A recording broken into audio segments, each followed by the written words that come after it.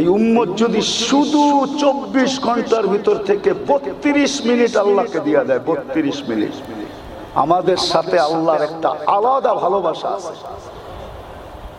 আলাদা ভালোবাসা আছে। আপনাকে আমি একটা যুক্তি দিয়া বুঝাই। একটা মানুষ 11 মাস এক ওয়াক্ত নামাজও পড়লো না, মাইনা নিলাম, ঠিক না? ফরজের ঘাটতি হইলো না? হইলো না? হইলো। আরে ফরজের ঘাটতি হইলো, ঠিক না? ঘাটতি হইলো, ঠিক না? আপনি বলবেন 11 মাসের রিকভারি কি দ্বারা সম্ভব? ঘাটতি পূরণের ব্যবস্থা কি?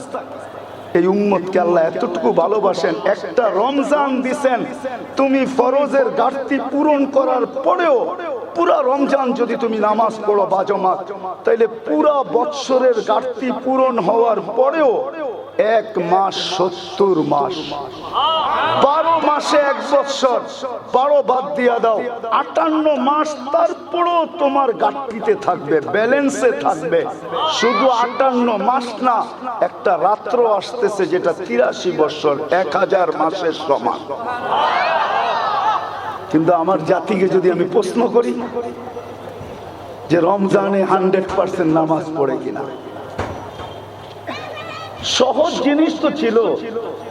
দৈনন্দিন প্রয়োজনের জিনিস যারা বিক্রি করে, এরা ইচ্ছা করলে রমজানে জান্নাতকে নিজের নামে লেখা নিতে পারত। আপনি বলেন কি কইরা? যেই দামে কিনা ওই দামে যদি তার বিক্রি হতো দৈনন্দিন প্রয়োজনের জিনিস, আপনি বলবেন এমন কি দুনিয়াতে কোনো দেশ আছে? আমার সাথে চলেন, আমি দেখায় দিব। আমি ওই দেশে 6 বার গেছি, 6 বার।